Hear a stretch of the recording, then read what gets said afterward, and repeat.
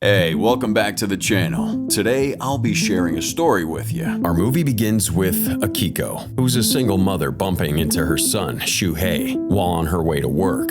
She realizes that her son had secretly ditched school, but instead of scolding him, Akiko decided to ditch her work too and bring her son to a swimming pool where she teaches him how to swim. That's one cool mama. After their swim, Akiko goes to her parents' house to ask for some money, but her family refuses to lend her any more cash, as they know she'll just waste that money away. She soon gets into an argument with them, with her sister telling Akiko to grow up and be a good example to her son. They then go to an arcade to hopefully win some money. After losing even more money, Akiko sees a man dancing and starts flirting with him. Later, she brings the man whose name is Ryo to her house and starts drinking with him. She then asks him to stay the night and the two of them start getting crazy. The next morning, Akiko meets up with a friend named Ujita and also starts flirting with him, hoping to get him to take care of her son while she leaves for urgent business. Damn, this girl really be rizzing all the guys out there. So being the simp that he is, Ujita agrees and takes Shuhei back home. However, he doesn't keep his promise and leaves him alone after buying some groceries. Later that night, as Shuhei is eating some uncooked ramen noodles, the phone rings. Shuhei picks up and realizes it's his mother. She asks him to get her some money or she wouldn't be able to return home. Fearing for the worst, Shuhei goes to an ATM, but being only a kid,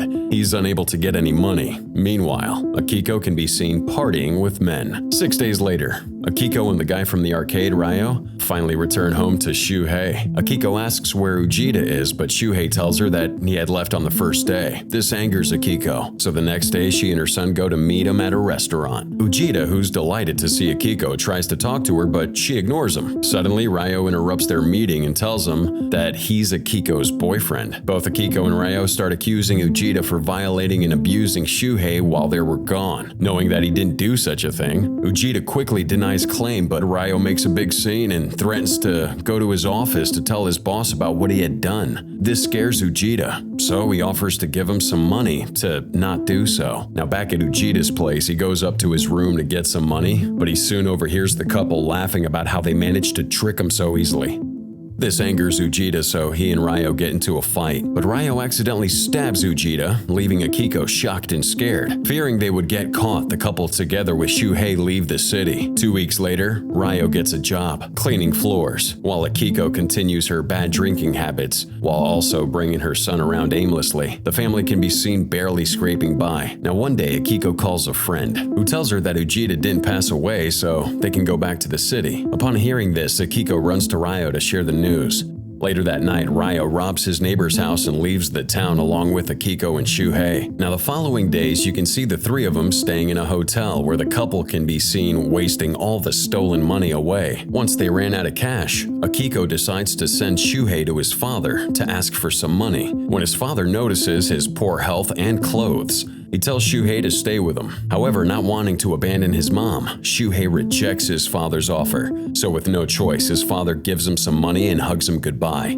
Now Shuhei then goes to find his aunt for some more money, but she refuses to give him any and sends him back home. She then confronts her sister for being such an irresponsible mom and throws some money at her face, telling Akiko to never find her again. So later, Akiko finds out she's pregnant and tells Ryo about it. However, he gets mad as he thinks the baby isn't his and starts attacking her. Seeing this, Shuhei tries to stop him but gets thrown onto the bed and Ryo continues attacking Akiko. He then leaves as Akiko begs him not to. Now after he left, hotel staff come to check on the commotion in the room. Akiko asks her son to buy some beer. Once Shuhei leaves, his mother starts holding hands with the hotel staff. Damn, this girl's really giving it to everyone she sees. Charmed by Akiko's skills last night, the hotel staff secretly set up a tent on the roof of the hotel to let the mother and son stay for a few more days. However, Akiko soon gets unhappy with her living conditions and sends Shuhei to her parents' house again. Shuhei tells him that Akiko's pregnant and in need of money, but when they find out about it, her parents get upset and disown their daughter instead of helping him out. Shuhei returns back empty-handed, so his mom starts scolding him for being useless, but hugs him in the end after she realizes that they're now homeless.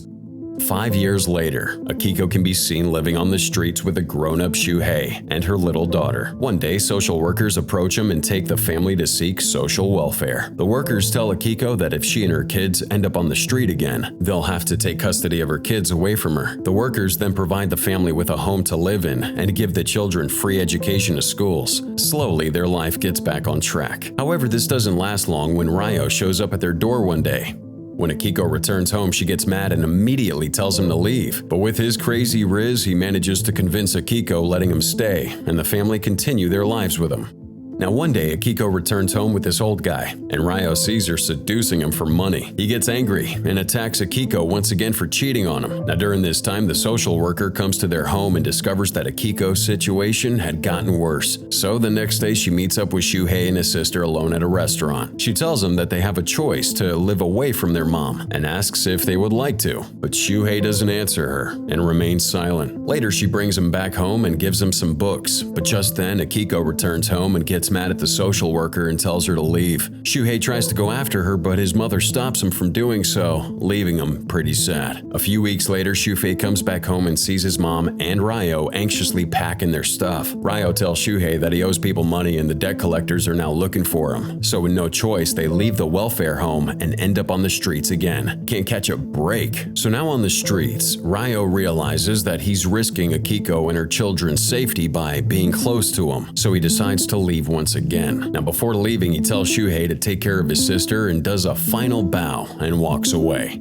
Akiko starts crying after finding herself back in the same situation she was in 5 years ago. She asks Shuhei what she should do now. Now 6 months later, Shuhei's seen working at a garage. Fortunately, his boss is a kind young man, taking care of him pretty well. However, Shuhei's job isn't enough to support his mom's gambling and drinking problems, so one day Shuhei decides to steal from his boss's office. But the boss catches him in the act and brings him back home and starts scolding his mother for teaching her son how to steal. But his boss soon takes pity on the family and invites him over to his place for dinner. As usual, Akiko starts flirting with the boss, so at the dinner table he offers Akiko a job in his office. Now while working, Akiko suddenly receives a text from Ryo telling her that he needs a large sum of money or else he'll be assassinated. Determined to help him, Akiko starts seducing Shuhei's boss and holds hands with him. After the boss leaves, she calls Shuhei to ask him for assistance to help her rob that office. After they do, the family leave town and end up homeless once again. One day, Akiko, desperate to help Ryo, asks Shuhei to go find his grandmother again, but this time she adds an evil request along with it. Shuhei refuses to abide to that request, but his mom tells him that if he doesn't do what he's told, his sister will pass away due to hunger. With no choice, an unwilling Shuhei goes to find his grandma. She opens the door and quickly recognizes him. Both of his grandparents are happy to see Shuhei after so many years and ask him to stay for dinner. They all start catching up on life, and his grandfather notices Shuhei doesn't look himself. Just then, his grandma goes to the kitchen. Shuhei then follows her.